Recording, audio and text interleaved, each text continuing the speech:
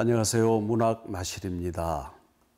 이번 시간에는 황순원 문학의 특징적 성격, 특히 사회성의 문제를 두고 함께 생각해 보기로 하겠습니다. 황순원 선생은 일생 동안 작품 활동을 하면서 시 104편, 단편소설 104편, 내일이라고 하는 중편이 1편, 그리고 장편이 7편, 이처럼 거대한 문학적 노적가리를 남겼습니다. 이 작품의 숫자는 문학과 지성사 전집에 수록된 작품들을 기준으로 한 것입니다. 작가가 만년에 이르렀을 때 단상이라고 하는 형식으로 여러 편의 글을 썼는데 그것이 말과 삶과 자유라고 하는 책에 수록이 되어 있습니다. 이것은 일생을 살아오면서 느꼈던 문학과 삶과 또 사람들의 관계에 대한 깊이 있는 생각을 문자로 기록한 것인데 짧고 강렬한 그리고 생각을 넘어서 사상적 깊이를 보여주는 그런 글들입니다.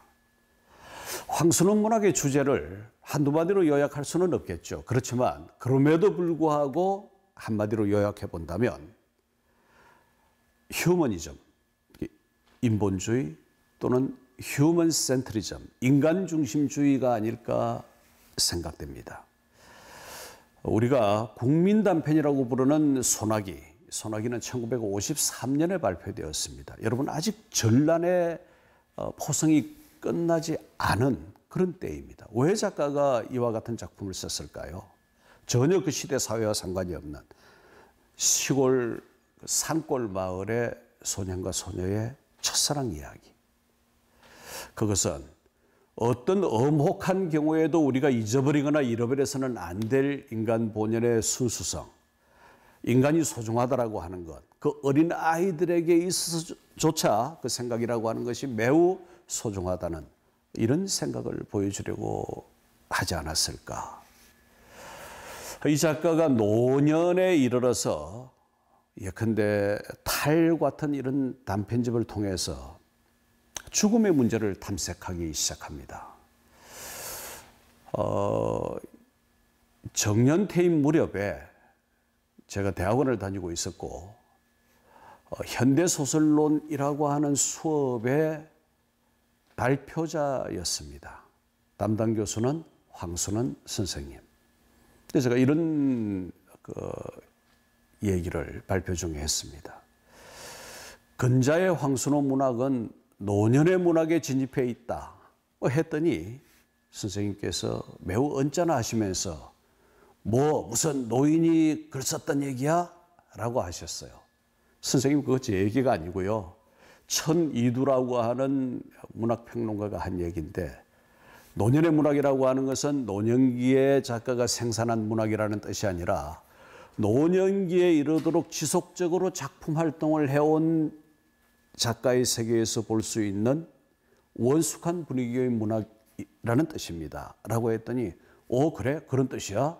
하고 흔쾌하게 넘어가셨던 적이 있습니다. 그러니까 어린아이의 사랑 이야기에서 노년에 이르러서 죽음의 문제를 다루기까지 일생을 두고 작품 활동을 지속적으로 해온 작가. 독일의 문호 괴테가 80이 넘도록 작품을 썼는데 그 작품 세계 속에는 괴테가 살았던 유럽의 역사적 굴곡이 그대로 담겨 있습니다.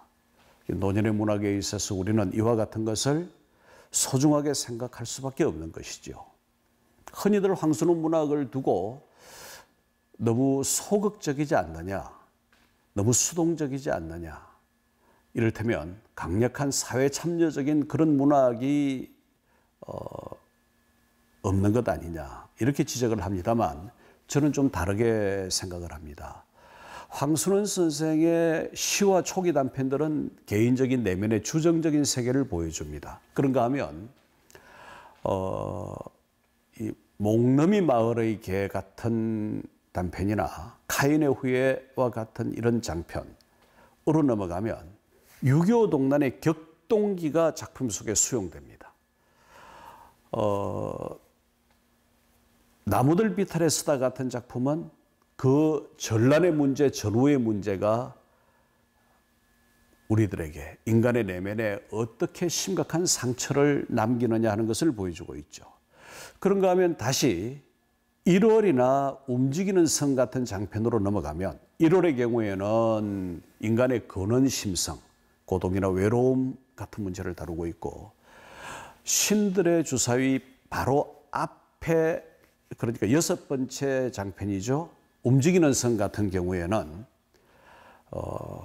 한국인의 근원심성, 유랑민 근성이라고 하는 문제를 다루고 있습니다. 다시 말해서 인간의 내면에 대한 어떤 철학적인 차원의 관점을 보여주는 것이죠. 마지막 장편 신들의 주사위의 경우에는 한 지역 사회를 중심으로 그 사회에서 일어나고 있는 환경 문제, 교육 문제, 세대 문제와 같은 매우 실질적인 문제들을 다루고 있습니다.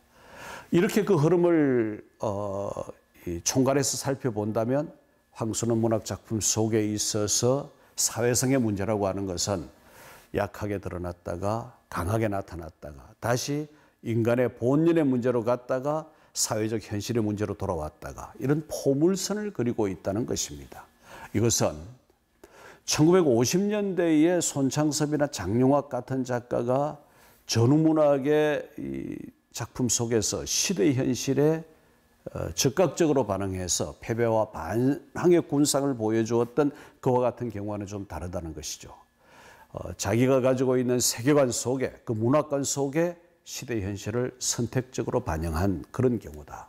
그러니까 이 작가가 살아온 일제강점기에서 현대사회의 격동기를 펼쳐놓고 본다면 그 시기별로 시대를 바라보는 눈을 자기 작품 속에 수용하고 반영했다. 이렇게 볼 수가 있는 것이죠.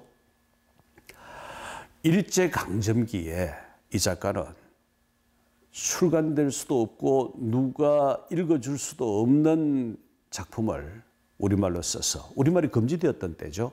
1940년에서 1945년까지는 한반도에서 우리말과 우리글의 사용이 전면적으로 금지됐었습니다.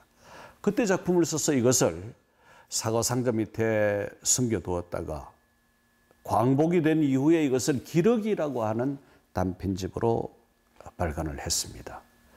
엄혹한 시기에 우리말을 그러니까 모국어를 지키고 있었다라고 하는 것은 매우 소중한 작품 창작의 경과지요.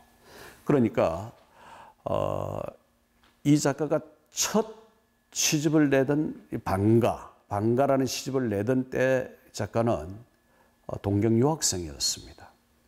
동경에서 이 시집을 출간했다고 해서 조선 총독부의 검열을 의도적으로 피한 것 아니냐라는 혐의를 받고 방학 때 귀국했다가 29일간 구류를 살았습니다. 갇혀 있었던 것이죠.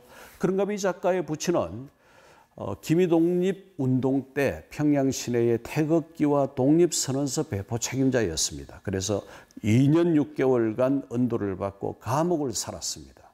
이와 같은 일제강점기에서부터 시작된 이 어떤 저항의 정신이라고 하는 것, 이것은